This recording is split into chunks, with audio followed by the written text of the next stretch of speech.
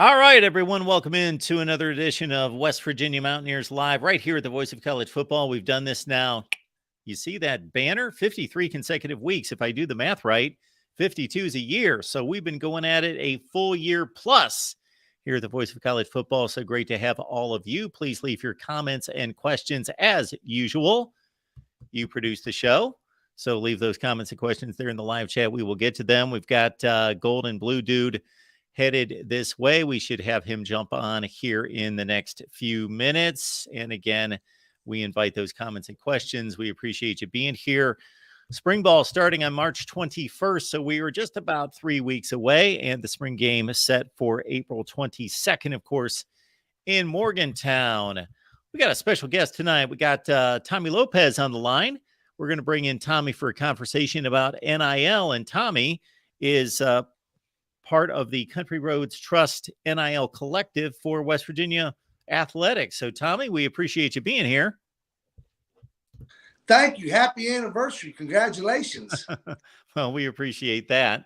And we've been kicking around here for about 11 years total. So we just got that West Virginia channel started here in about the last year and hope to get people over there. So folks, you know what the deal is. Subscribe to the West Virginia channel here at the Voice of College Football. But this is a really interesting discussion I believe we're about to have with Tommy too here.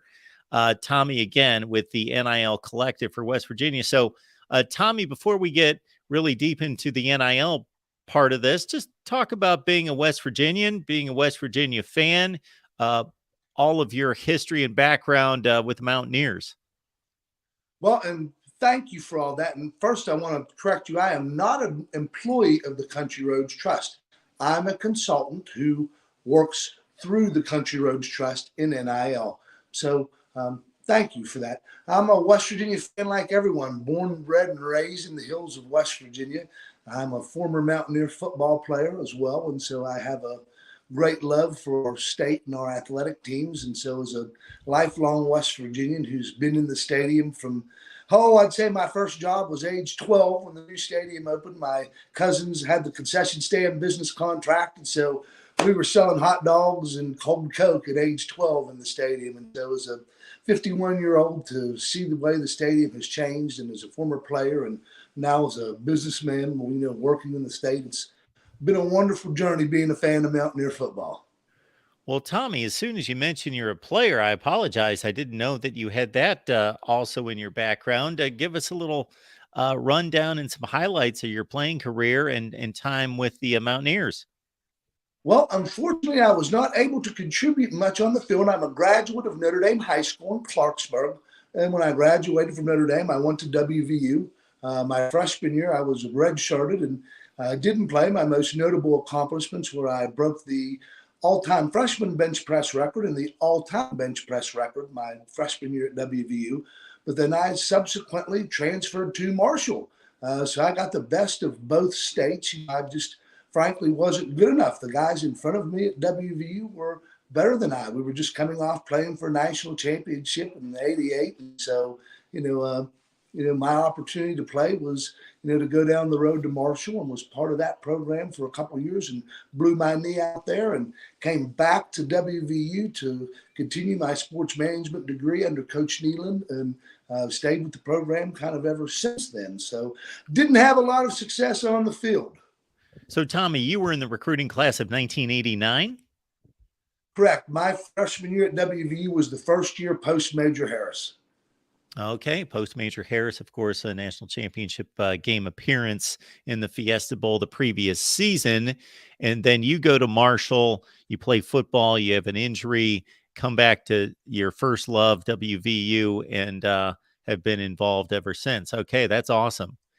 Yes, I've had the blessing of being involved in a lot of capacities.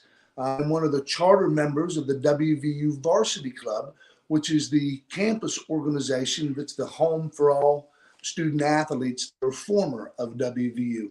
In addition, I've also served as the past president of the Don Nealon chapter of the College Football Hall of Fame here in West Virginia. And, I've been blessed to work formally and informally in a lot of different organizations that are business related and sport related. And so, it's given me a unique opportunity as we now transition into NIL, those opportunities and how they fit into the business community and those sorts of things.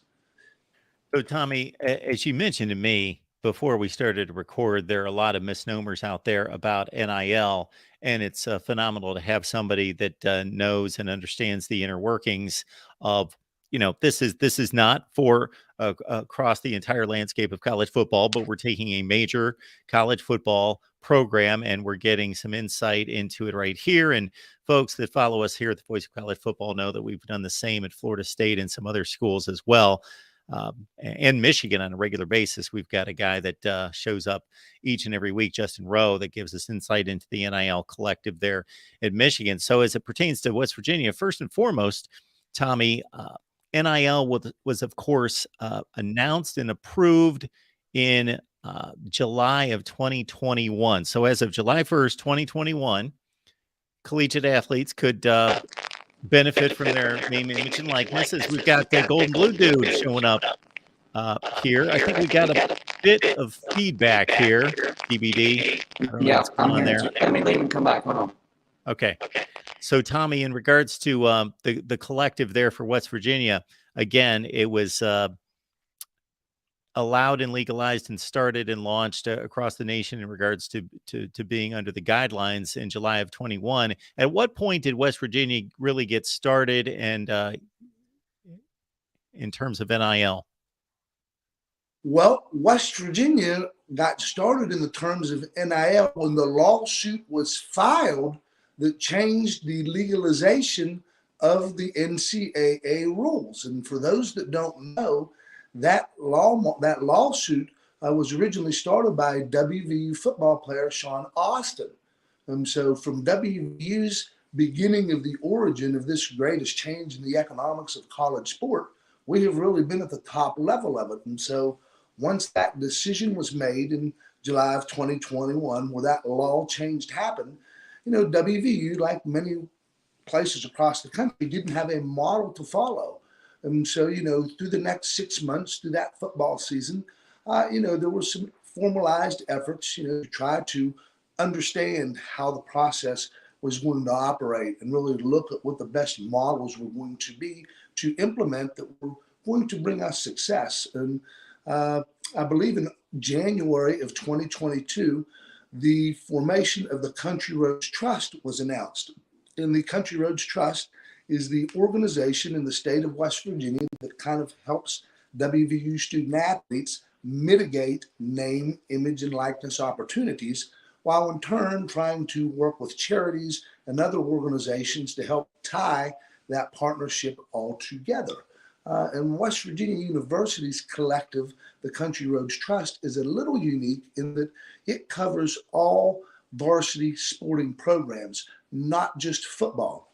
And so when you look at the NIL model across the country, many of these collectives and groups that you see are only football focused. We are one of the more progressive because we cover all athletic teams, Olympic teams, doesn't matter if you're a revenue team or not. Okay, we cover the whole universities. That's something that really kind of sets us apart. And along with certainly the founders of the Country Roads Trust, who would be Ken Kendrick, the owner of the Arizona Diamondbacks, and Oliver Luck, who is our former athletic director. And so, we have a franchise owner of a professional sports team, and Oliver, who's, one of the most ingenious minds in college sport, running our collective. It's not a bunch of restaurant owners and boosters. We have businessmen who understand the acumen of the economics of college sports. So, it's a unique thing for us here in our state because we really are ahead of the game in this space when you look at nationally what's going on. So, Tommy, just to clarify, if a private business or private individual approaches Country Roads Trust, they can target a specific sport or a specific individual, correct? Correct. They can target a specific sport, they can target a specific individual, or they can target a specific charity, or they can just make a general donation so that, it can be executed at the behalf of what benefits most. There's a variety of manners and mechanisms in which donations can be enacted, and particularly in the charity vein, which has been very popular. So also, Tommy, for the West Virginia athlete, there we got GBD sounding He clear. made How it you back doing to tonight, us. He man? made it in. I did it twice, and I was still getting that fuzzy thing. I don't. Who knows? Who knows? You're good. I get It's that all clear. day sometimes, man. You know, it just doesn't matter. Sometimes you just get it, right? Yeah. Oh yeah. It's just like the computer experts. What do they do most of the time? They hit reset. You know, they Yeah. unplug and plug back in, and they're experts. So that fixes Well, it like technology 90% of controls the time. us. We think we control technology, but it controls us. It sure does. More and more every day. Yeah. Absolutely. So GBD, I'll let you chime in. Of course, I got. Of course, we got Tommy Lopez here. Everyone, Country Roads NIL Collective for West Virginia. He's a consultant, not employed by the NIL Collective. But so, Tommy, do you have a good feel for how a West Virginia athlete, or let's say a recruit, is explained the NIL and how it works? Do you know how that conversation goes and in terms of information given to the athlete? Yes, and again, it depends upon what situation that the athlete is in. But just generally speaking, you have a auto dealer who wants a WVU athlete, to promote their auto dealership, and so the client reaches out, and you reach out to the student athlete, and there's a form that you have to fill out, that denotes what's going on, and everyone understands. Okay, this is the offer. This is the exchange of what you're going to do in return for that. And, the contract is put in, and, each contract has to go into the university system, and, that sort of thing. And so, there is very formalized processes in place. And for those athletes that are part of the Country Roads Trust, they certainly have further guidance and further explanation. And so, we have a very safe, contained model here in our state. It's not that way every place else, as we've all seen in the media. There's some real cowboy stuff going on, but certainly, in relationship to those who are doing business here, there is a very formalized protocol that everyone goes through. How is that presented to a recruit? Well, in the vein of presenting to recruits is not something that I can speak to, but I think generally speaking, as a player is being recruited, they have offers of scholarship, an offer of endorsement from a community, okay, from a university. And, those offers are presented no different than anything else. And as we've seen in the recruiting arena, those offers, depending upon if someone's in the portal or if you're talking about a high school recruit, all those things vary. And state by state, law varies even as to the age in which you can recruit. Some scenarios we are able to go to different states with high school children, even high school players. And so, it's a very convoluted process as you get more into the recruiting side of it versus the existing athletes, that are already within the university system. Yeah, I know this NIL thing is relatively new. If you can speak on it, compared to whenever the NIL was introduced, how is West Virginia in a much better situation than, say, whenever this whole thing started? Absolutely, geez, that's a great question. And again, rolling back to the real importance of NIL to West Virginia, the bottom line is our economics in the state. The WVU athletic department has over a $300 million a year economic impact to the state of West Virginia and about an $80 million a year economic impact to Monongalia County. And so if we aren't able to pay our players equally and get better at it, like what you're talking about, we're not going to be able to compete, because if the other schools are paying more, it doesn't matter. We know that we're going to lose because we're not able to compete because we're not paying equally. So when we lose on the field because we're not paying equally, then all the businesses in the state lose. The restaurant sales are down. The hotels are empty. The gas pumps aren't used. The flights aren't being flown on. So, it's a great economic impact. And so it was very important for us get good at this very, very quickly, because the old model was a salary cap model, essentially. Everyone got 85 scholarships in football. Everyone was equal. There was parity across the country. Now, because of the law change, salary cap is gone, so to say. So we have to be able to get better at NIL to compete, to just save our economic impact for our businesses. And so we really, really have grown so much. It's just amazing what we've done with the Country Roads Trust, because to go from a setting where this impacts our entire state and we didn't have one collective group running it and organizing it was very scary to me. Okay, that was my real reason for staying heavily involved, was because I want to win, and I want to make sure that all the businesses continue to do well. Our shows have viewership, all the things that we know spin off from that. And, you know, it was very scary for me as a lifelong West Virginian who understood early on what was going on, that we didn't have something in place like everyone else didn't either. So from where we are now with the Country Roads Trust and the programs that they have available, the businesses who are involved in supporting it,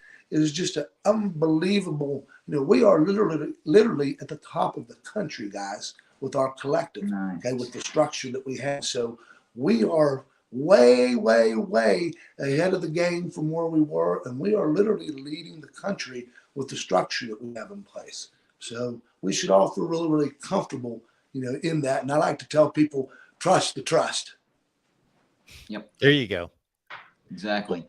Well, Now, Tom, you know, go ahead, GBD. I just wanted to ask him this real quick, because I know, I think it was Joe Manchin, Tommy Tuberville, and maybe another individual. They were working on some type of, I don't know if it was a national legislation or if it was at the state level, but they're trying to work out some better guidelines for the NIL. Do you know anything about that? And if so, do you think that would? Because I think West Virginia's in a spot. You know, we're competing against Alabama, Tech. I mean, those schools have more money than we do, right? So I think it would help if there were some guidelines. Do you know the situation on the proposed legislation? There's been a lot of talks of a lot of different stuff. You know, generally speaking, you know, I am a proponent of more control, because there are places that things aren't quite as they should be, I think, which we all recognize. And, you know, we are rule followers here. So, you know, even in this new environment, you know, we are rule followers and sticklers for that. And, you know, I think that, yes, on one side of the coin, it does allow us to maintain some competitiveness to the end of the programs that may not be doing everything as they should be, where some limits could be put in place. But really, for us to be successful, we have to really show the differences non-monetarily that separate us from some of these larger schools and different people that allow us to be unique in our economic offerings. Like, let's use the city of Pittsburgh and our rival, Pittsburgh, for a moment. So they are our rival, and they're 45 minutes to an hour from Morgantown. But if the Pittsburgh University Panthers lose consistently, it doesn't hurt the economy of the city of Pittsburgh one tiny bit.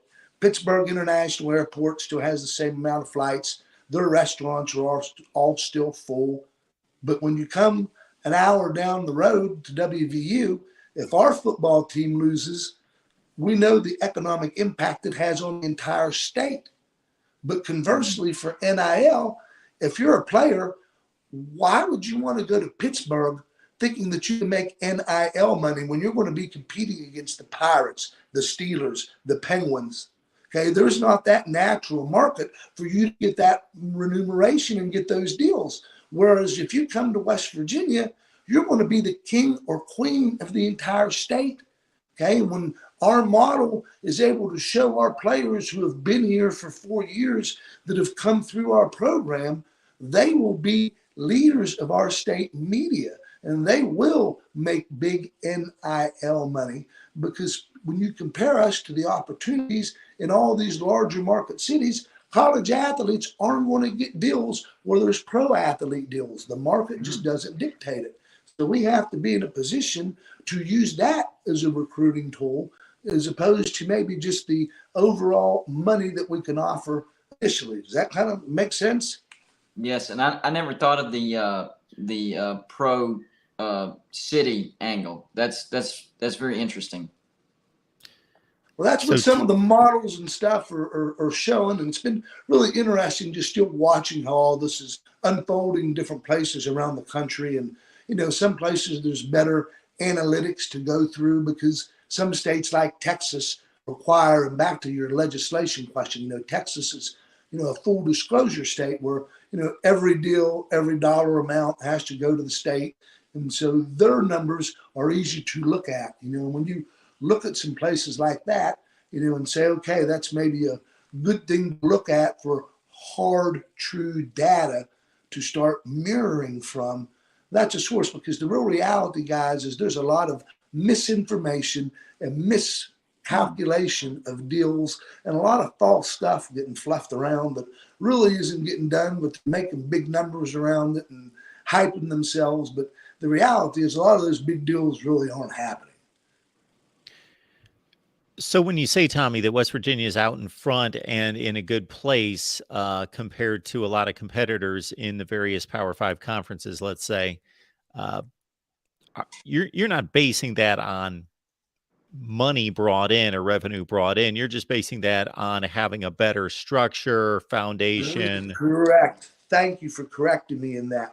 We have a fabulous structure in place that has actually done a top 20 job, okay, in raising money, okay, but we certainly need to raise a lot more money, okay. We have a structure in place, but we need to raise a tremendous amount of money to stay competitive and to grow our brand so that we can maintain our economic impact.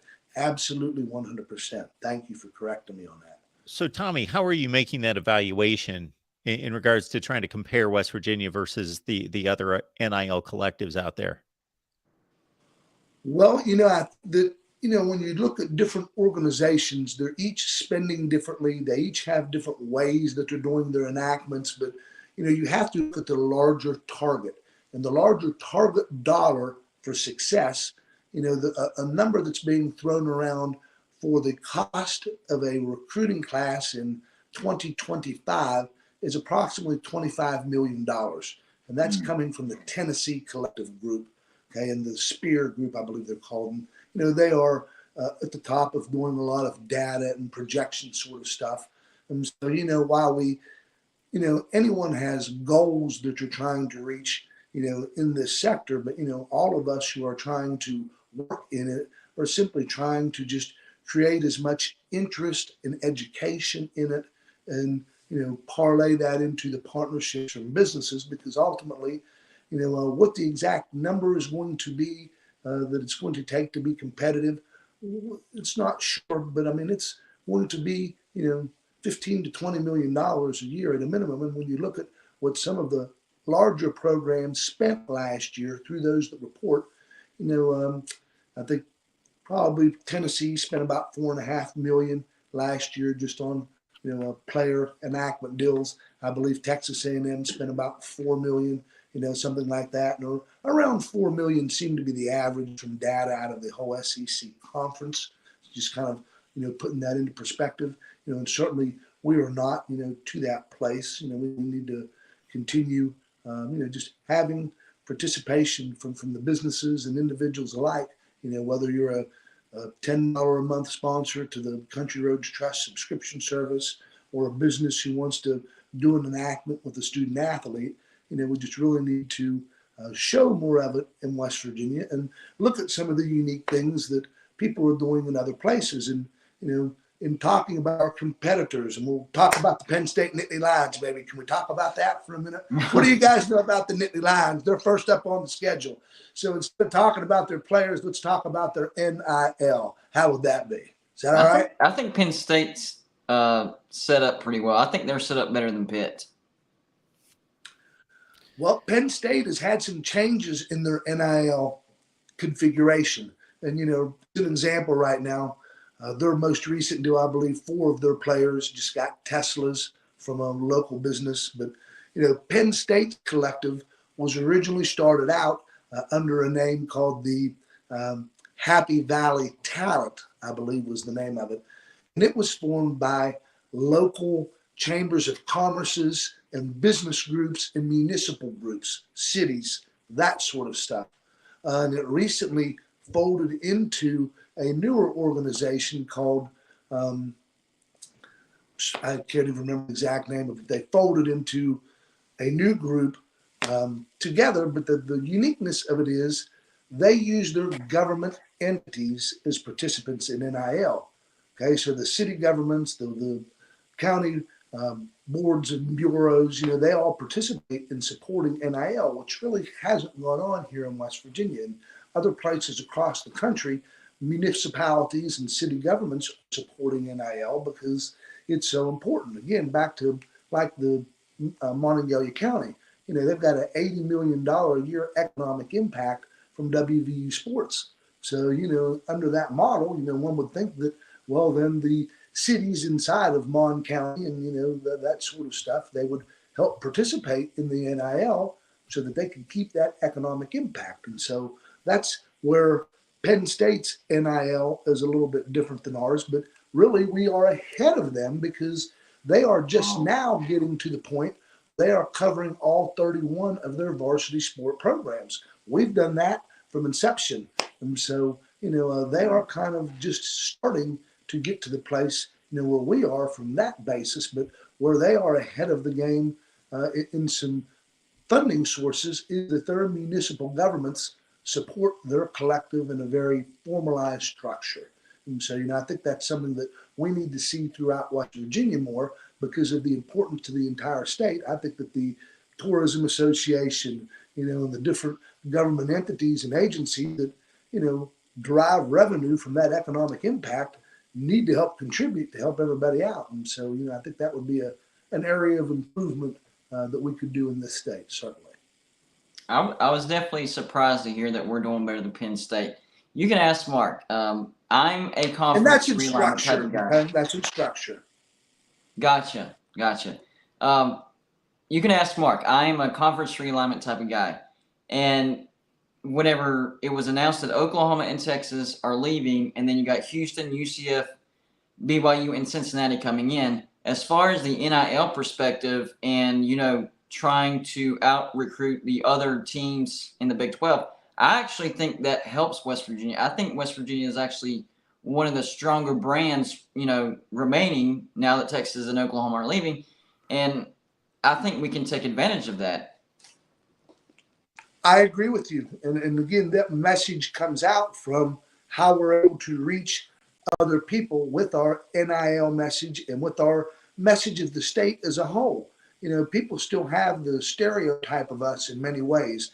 And so that is a big barrier in recruiting, whether it's NIL or anything else. And so, YouTube channel, right. That's what we're trying to do. That's what we're right. Exactly. And so, I think you're right on spot there, big guy. We have to kind of work towards putting those things all together. And, that's part of what this NIL allows people to do is we're now able to come together in the ways that we're talking now. We're able to, work with business people. We're able to work with the people that are in the entertainment business. We're able to work with the people who are doing all of our types of podcasts and broadcasts, and everyone can come together.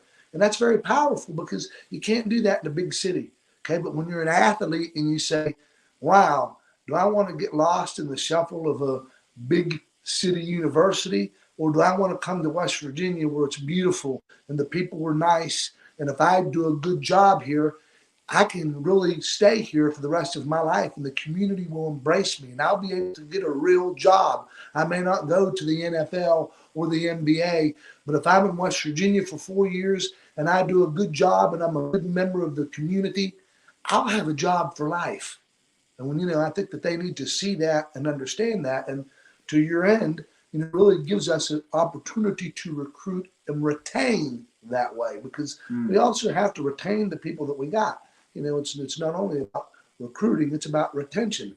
And so, but we have to still keep a delicate balance because at the end of the day, we can't put all of our money into NIL because we still have to pay for our institutional costs. That's kind of been a rub factor, across the country here. So, how do we tell people that we need to put money into NIL, but yet we still don't want our institutional donations to go down because it's important. We need to support the MAC and the other university groups because we have to pay for stadiums. We have to pay for all those scoreboards, all those hard things, coaches' salaries, all that sort of stuff.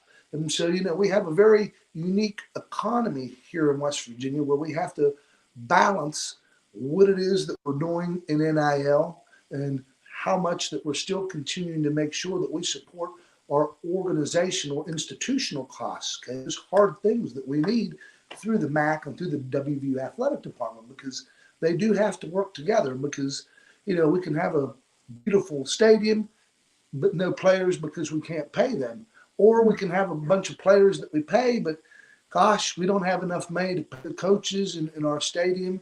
Doesn't look good, and so they really work together. But, we're blessed in that sense now because back to being ahead of people, our new $55 million enhanced football stadium, that inside complex is just amazing. Okay, it's second to nobody in the country.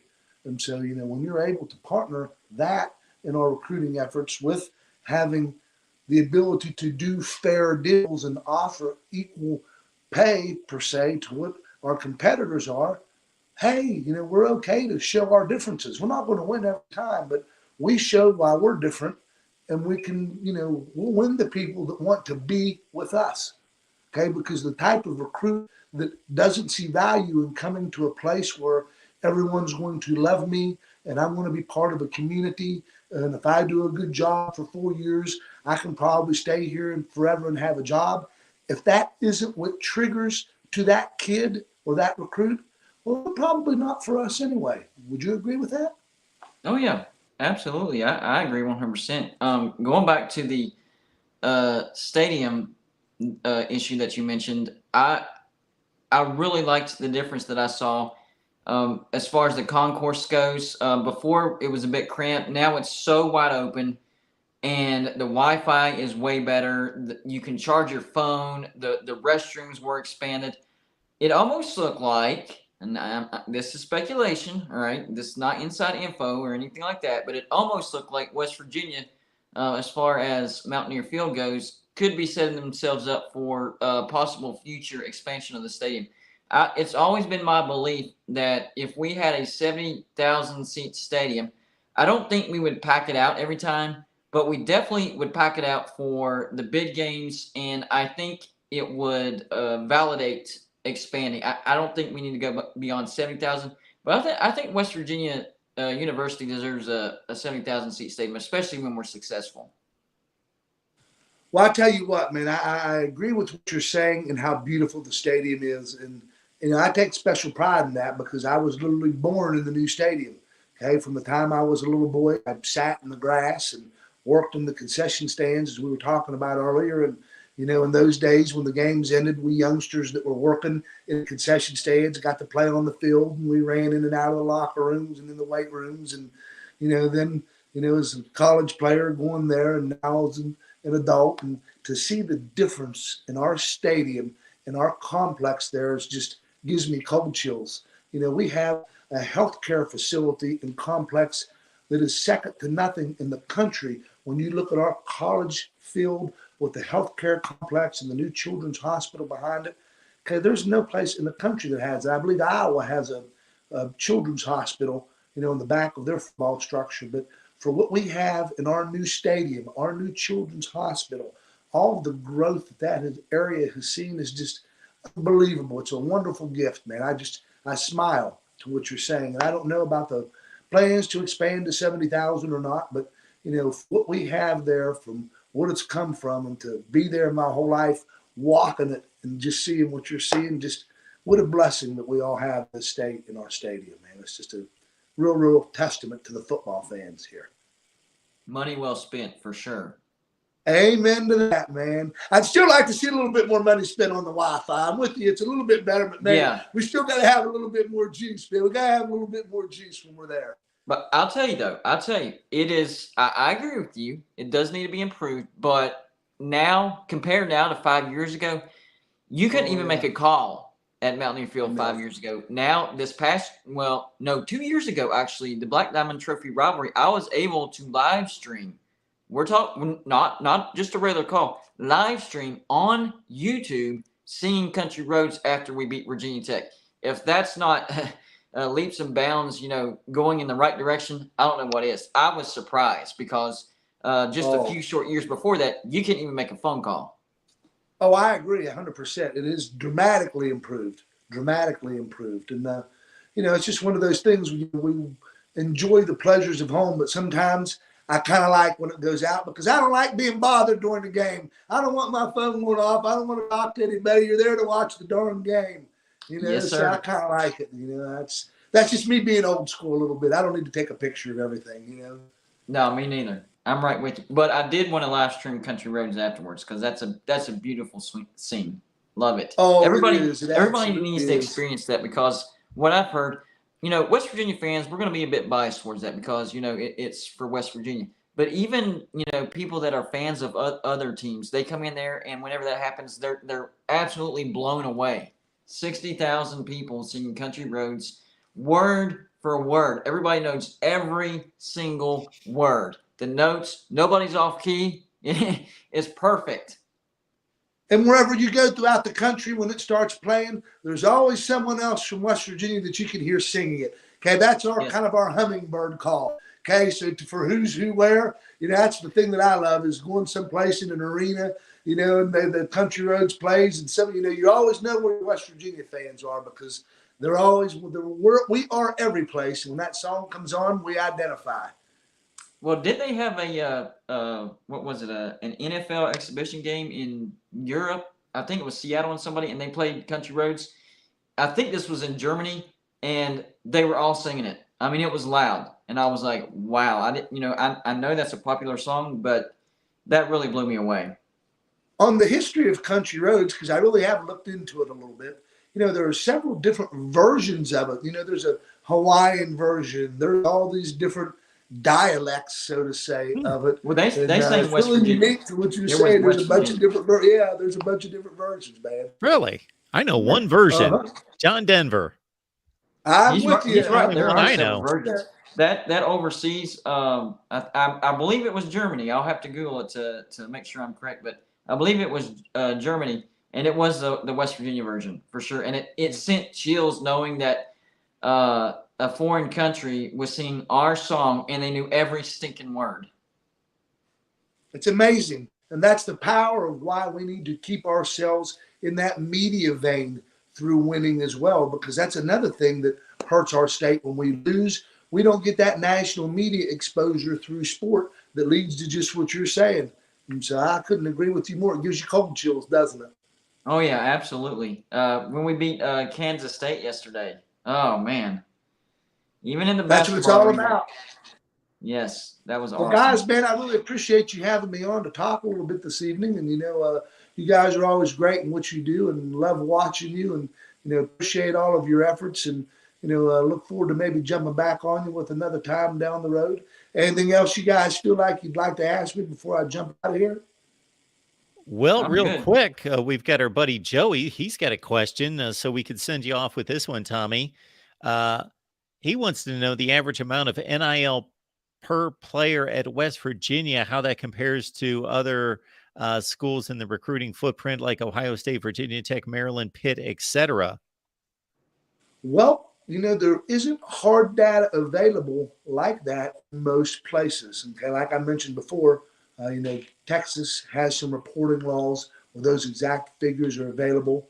But generally speaking, there's some guys at WVU that are getting some good deals, and other places you don't know necessarily what's truth or fiction, so it's kind of hard to answer. But we do have some guys getting some good deals, and there are some good deals being had by players other places, and so but it's just hard to pinpoint it that way because there's a lot of mistruth being spoken and a lot of mistruth in what's being reported. So I won't tell a lie. How's that? Works for me. Good stuff, Tommy. Tommy, we appreciate you stopping by. Tommy Lopez, consultant to the Country Roads Trust NIL Collective there at WVU. Tommy, thank you so much for providing so much insight and energy here on our show tonight. Appreciate you. I Hey, had fun, appreciate bro. you guys, man. Talk to you soon. Thank you. All right. Good to get a outside perspective. Well, an outside perspective for us, but he's got the inside perspective, of course, Yeah, on that's the right. NIL. I never had a bad feeling about West Virginia and the NIL, but after talking to him, I feel even better. And a lot of people like to talk about how Texas and Oklahoma are leaving and how it's going to hurt the Big 12.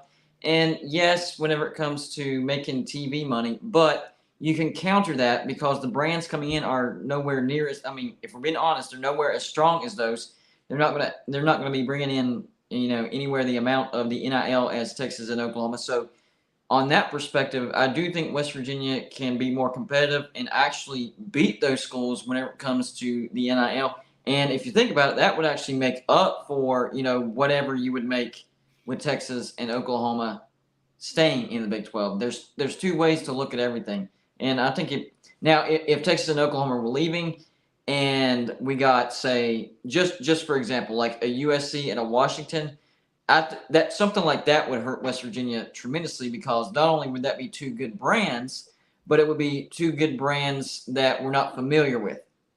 So the fact that we got four decent brands, but not great brands, I actually think that's in favor of West Virginia as far as recruiting and using the NIL. Yeah, it's going to be fascinating, obviously, here in the next few weeks. And the reason I bring up next few weeks is because I personally believe that a lot of this talk with the realignment and so forth could take months and months and months and months, if not years. However, the one thing that has to happen here sometime soon would be a Pac-12 media deal. So if they don't get a media rights deal, that's meeting this week, and it's not looking good.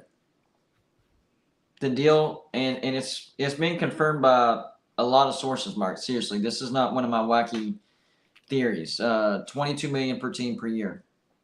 Yeah. Not good. And it's supposedly 75% streaming.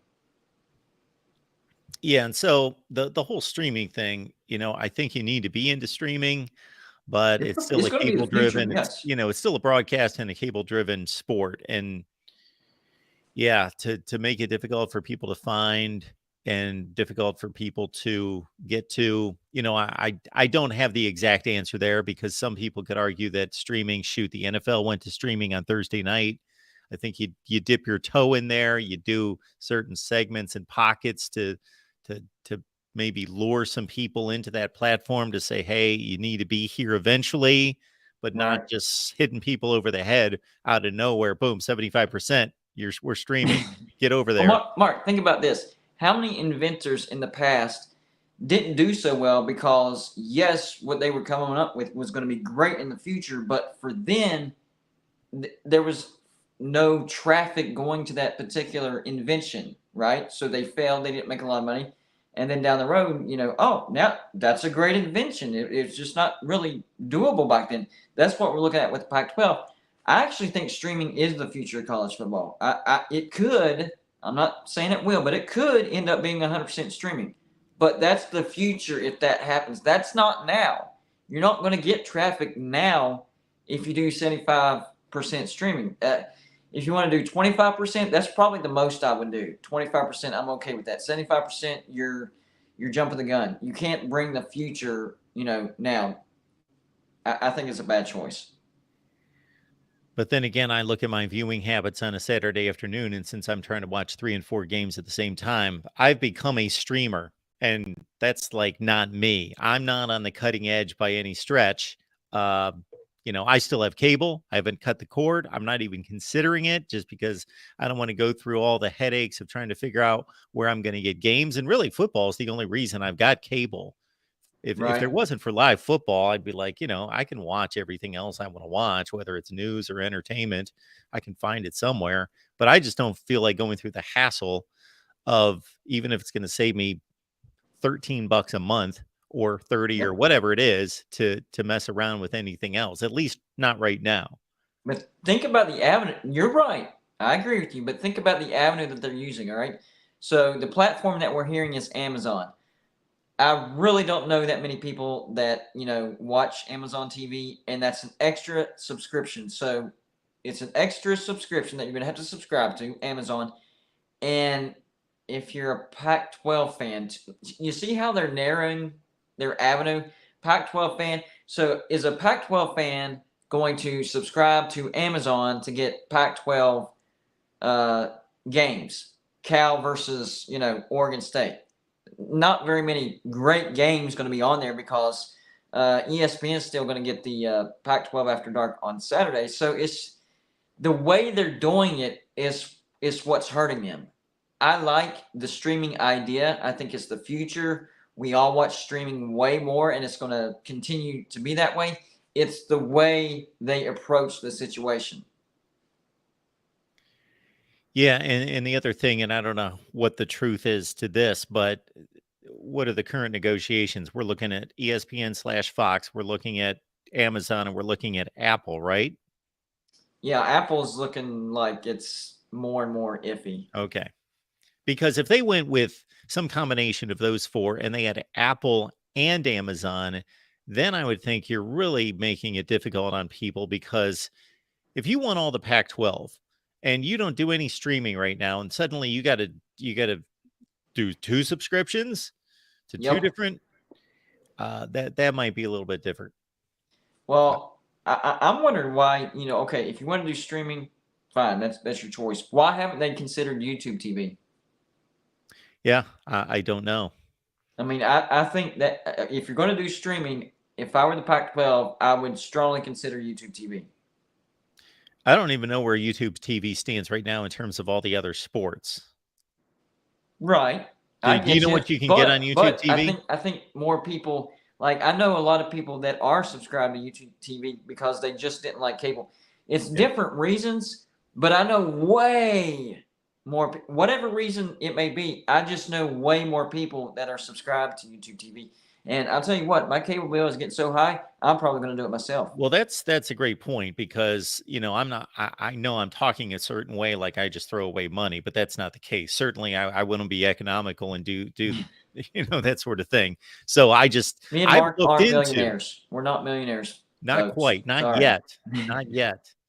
I make this comment from time to time, GBD. Of course, we got the Amazon link. You know what I read the other day, and I completely believe it, that Amazon is worth 1.7, and we're used to like trying to adjust our eyes to billions, like, wow, billions. Trillion. It's worth $1.7 trillion. So when I try to get people to use my Amazon link, I say, we here at the Voice of College Football, our outfit's only worth 1.3 trillion. So we're trying to even it out. So, send us a little bit of money there. Right. We're only worth 1.3 trillion.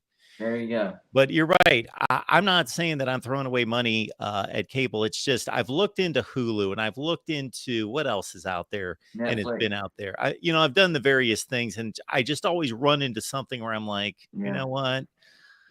It's just not worth it. I actually like Hulu, and I know somebody that has YouTube TV, and I think I just want to make sure that I can get all the games that I want to watch. That's the only thing. So I'm doing my research, but that's the avenue that I'm looking at, YouTube TV. So how much does that cost? It's not very, I think it's like 25.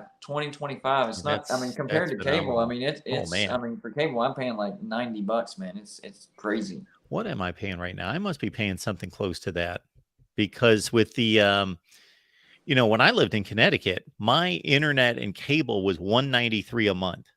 Yeah, with internet, mine's around 140, 150. Yeah, I'm at like 135 right now, 137, something like that. Yeah, John is telling us that YouTube TV is 75-ish a month. 75-ish. Well, I mean, that's, I don't know. if it gets me everything I want, that's still a little bit cheaper. Yeah. But I thought it was 25-ish. Okay. 75. That does seem cheap for a YouTube platform. I've heard great reviews, but I thought it was cheaper than that for sure.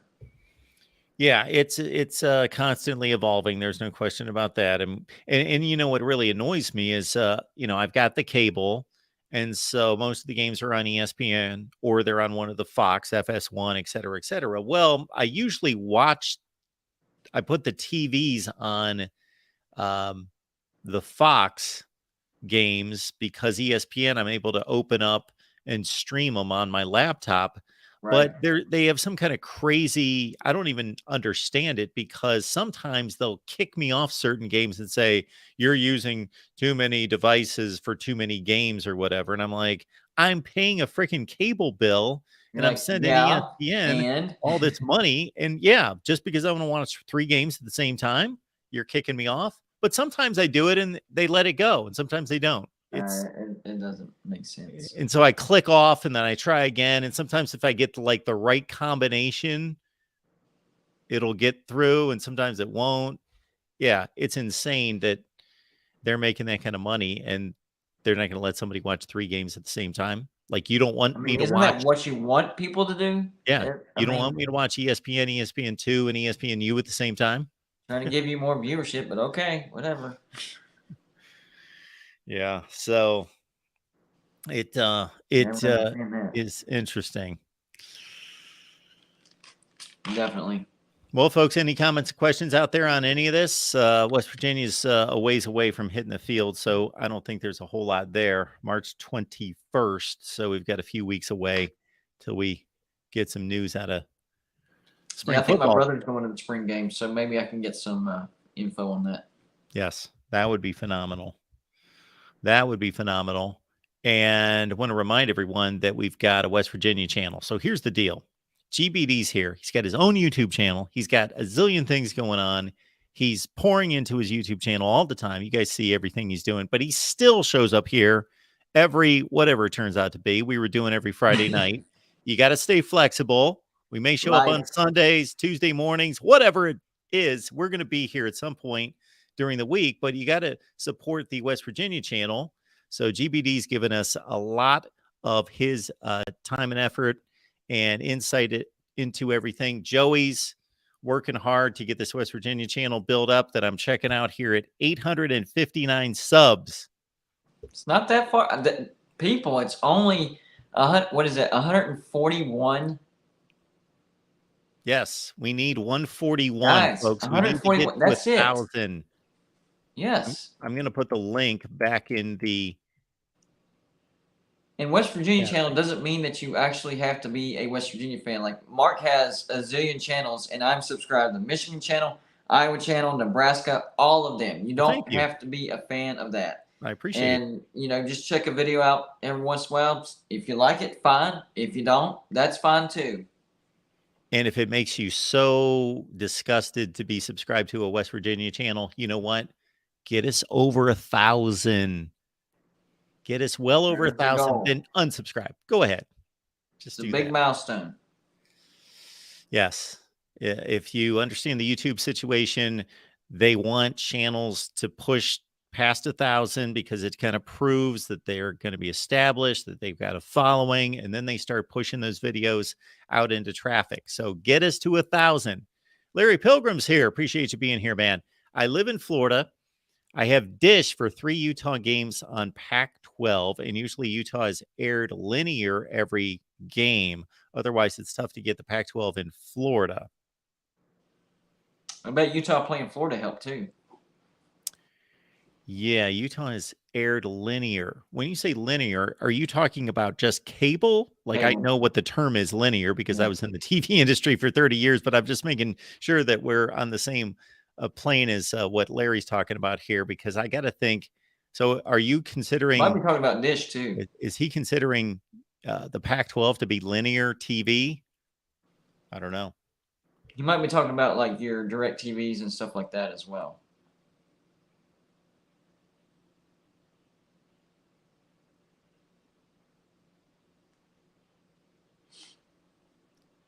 Hank is not going to watch the USC channel. Hank, we appreciate you. You watch all the other channels. You're good to go. Okay. Yes. As long as you're subscribed, good. that's what helps. Absolutely. You're fine. You're fine. We don't need your help on the Oklahoma channel. No, I don't watch the Oklahoma channel, but I'm subscribed. You know what? At this point, GBD, I don't know. I don't know. You're more of a YouTube guru than I am. Does that hurt a channel if you've got subs that don't watch the channel? Then, No, actually, then you could um, go. If that's the it case, you can unsubscribe to those channels. well, they have this new algorithm. I think it's I don't know how often it is, but if a person doesn't watch your channel like at least once a month or once every 3 months, something like they'll actually automatically unsubscribe them. Oh, really? Yeah, it's a new algorithm they came out with. I think it's once every 3 months. So, That's you just interesting. watch a channel once every 3 months and you stay subscribed. Huh. I did not know that. I'm I probably think. unsubscribing myself to all sorts of channels. 'Cause I've been nice to people in the past, just been like, all right, I'll Right. sub, I'll sub, I'll sub. But Yeah. And whenever you know the deal. Whenever you first start your channel, hey, I'll sub to your channel if you'll sub to my channel. That whole deal. yes. Yeah. And then you're just like, man, that's a bad idea because then it just gets buried anyways. Yes. Plus, YouTube frowns on that. So sub swapping do is a they? no, guys. Don't Yeah. do that. That's something I'm sure I did at one point. Yeah, Oh, just I like did you're in the saying. beginning for sure. And Yeah. I never really did that on Twitter. No, yeah. No, you're right. I don't follow people back just to be nice. I Yeah, don't it do was that. something like, guys, I got 53 subs. Can you give me one so I can get to 54, and I'll give you one so you Yeah. get to 67? Yes. My thought is I'm running a business, and if you don't bring Yeah. value, I'm not following you. Right. There you go. I follow my friends and I follow media people that can help me in some aspect. Oh, by the way, Mark, Golden Blue just hit 13,000 subscribers. 13,000 for GBD. Yep. Everybody give an applause out there. Very happy. I'm going to do it for him. The crazy thing is, and you already know the algorithm, you know how it works. With college football channels, you have your boom months, which is right before the season because people are just looking forward to college football so much. Then you have the season, which is good, but it kind of levels off a little bit. And then you have the off season, which takes the dip. February was better than let's see, October, November, December, and January. We had that's a great sign. Yeah. That is an awesome sign right there. I cannot say the same. But you still do well, Mark. You still do well. We're doing fine. I'm not complaining. I'm sure I'm going to feed myself tomorrow. I'm There you go. Yeah. we're okay. You'll get some McDonald's tomorrow, right? You'll be fine. Larry's coming back here. Larry, we appreciate you. It would be cheaper for me if the Pac-12 goes to streaming and I can drop a dish, have Apple and Prime, Hulu, and Netflix. For some people, it would be. Yeah, that makes sense. Chris, I think you and I have talked about this in terms of Notre Dame just being on NBC. Think NBC. Everybody knows NBC. Which, by the way, terrible presentation. They do a horrible job of presenting Notre Dame football. Well, besides that, I'm just talking about kind of like what's in people's minds. What catches your attention? I get all locked in every Saturday. I got my whole lineup. I know what games I want to see. And then if those go bad, I'm going to go to another game if it's a blowout and all that.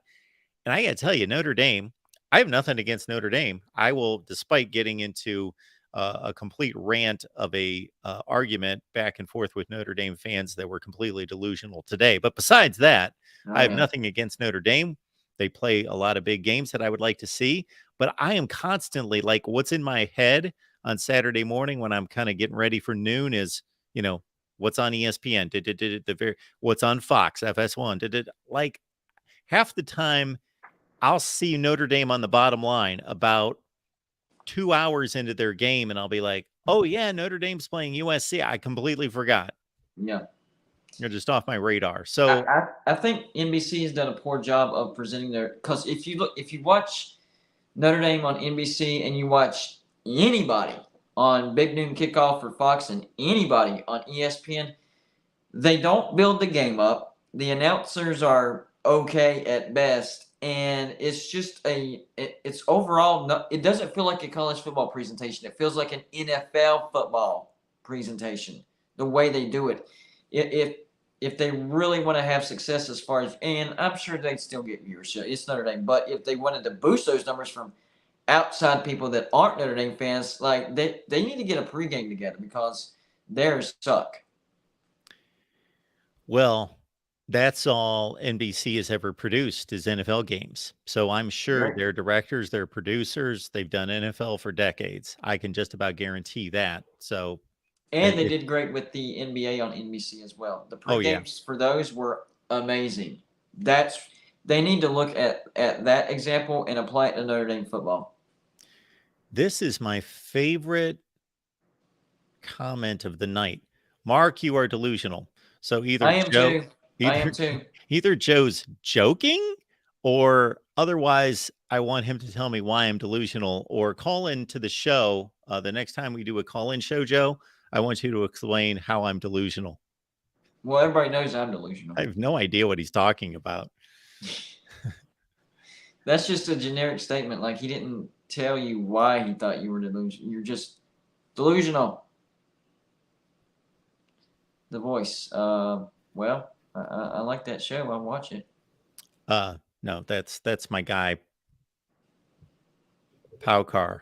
He's basically, he gives me that. Oh, okay. That's his The standard. Voice Oh, of College Football. I got he you. jumps on here and gives that to me every time. I Right. appreciate that. SEC dog, good grief, Mr. Rogers just lets anyone call in and hang out here. Who is this clown?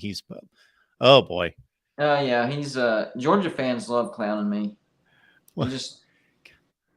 They love doing that. SEC dog, show some respect. Let the big dog eat likes to do it. Colby likes to do it. Of course, Uncle Lou. I mean, it's Georgia fans a lot. Uncle Lou? Oh yeah. Well, he's not serious. No. Well, I don't even know if these guys are serious. Yeah, imagine Uncle Lou trash talking, right? Never Oh, this is Joe's problem right here. He says Notre Dame fans are delusional because we disagree with him. Joe must have seen my tweets this afternoon. I specified, Chris, there's a handful of Notre Dame fans. And then I specifically said the same thing could be said about any fan base. Any fan base. Ohio State, USC, West Virginia, any fan base have delusional fans. I just ran into a few on Twitter today that wanted to pick a fight and they were overmatched and they didn't know what they were talking about. Ben, now you're delusional. Yes, I knew some people would. I actually got a couple texts about this, like personally to my phone about this. Like, Mark, what's going on? You're ripping on these Notre Dame fans. Like I had it out for Notre Dame. No, there were like 3 delusional Notre Dame fans. And I'm just putting them in their place. It's funny, man. Just whenever you do get a hold of that percentage of the fan base and they latch on, like they definitely kick it up a notch. Seems to me that's what's happened to me with the Georgia fan base. I got that little percentage that's like the annoyance and way out there percentage, and they've really latched on, man. Help my channel though. Yes. I don't know if they realize it or not, but they're definitely helping my channel. I love it. Oh yeah, bring it. Let's go. Absolutely. As long as you watch and comment, hey, exactly. Say whatever you will. And anyone who's calling me out for anything, the only thing I ask them to do is call the next call-in show. I want to talk to you directly. And nobody ever does that. It's easy to have courage when you're typing. No, nobody ever does that. Nobody has ever taken me up on that. And I've called out people directly. That ends the conversation on Twitter as soon as I say, call my next call-in show. Then they disappear. Exactly. They got that type courage. Yes. It's amazing what that's almost they almost have more courage than what alcohol gives people, you know? Yeah.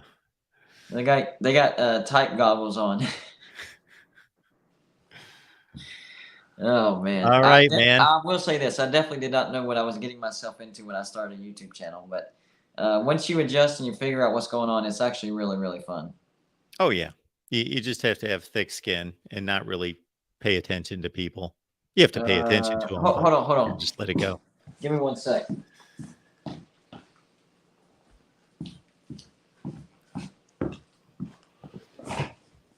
What did that Oh, say? look at this. What do we got here? Hats, sunglasses, notes, thick skin. That's it. You got it. Yeah. You knew. I even we branded it and we're merchandising it. That is perfect. That is beautiful. And no, me and Mark did not talk about that. That was not a planned plug. Not at all. Just flowed together. There you go. Love it. Mike, you're being very kind. All right. Well, folks, I think we're good to go for tonight. Again, West Virginia channel, please subscribe. GBD's put in time here. Joey is busting his tail all the time to help us on West Virginia. Well, he's helping GBD and myself on everything, but He helps a lot of people. Specifically for the West Virginia channel, we want to get that. We've been crawling toward 1,000. We like to just nail it here, maybe during spring football. Let's do it. Yeah. Let's do it right there. Hey, so here's what Mark is saying. If you took nothing else from this show, hit the subscribe button to the West Virginia Voice of College Football. That's it. Placing it in the chat again here. We even made it easy on you. The link's right there in the chat. At least get to 900 tonight. We can get, 41. We can do that, right? Yeah, we got like 60 people on right now. Even if you're watching a replay of this and you didn't catch us live, 900. Absolutely. Let's go. Let's do it. All right, GBD. Appreciate you being here, man. As usual, man. I love it. Have a great week. And again, everyone, we don't know when we'll be back on for another West Virginia show, but subscribe, keep listening, get those notifications, and we'll be back soon. It'll be sometime. And it is once a week. Next week. We don't know what day, but it's once a week. We are always here. 53 consecutive weeks we've done it. So we're good to go. All right, man. Thanks for everything. Absolutely, man. As always, man. A lot of fun. Next shows here are Big Ten Lives at 6 Eastern tomorrow, preceded by the Oklahoma show. Actually, talk about shows dancing around. We've got our Oklahoma show coming up. That is coming up. There we go. There's the Oklahoma show coming up at 4 p.m. Eastern time on Monday. The Big Ten show's live at 6. That's a new show. Big Ten Live. Be here for that. Call me and we'll talk Big Ten football. And then we've got USC Live at 11 Eastern on Monday. So 3 big shows, 3 big live streams on Monday here at the Voice of College Football, Oklahoma. Big Ten Live premieres and the USC show with Matt Zemek as well, right here at the Voice of College Football. Appreciate you being here. See you on Monday.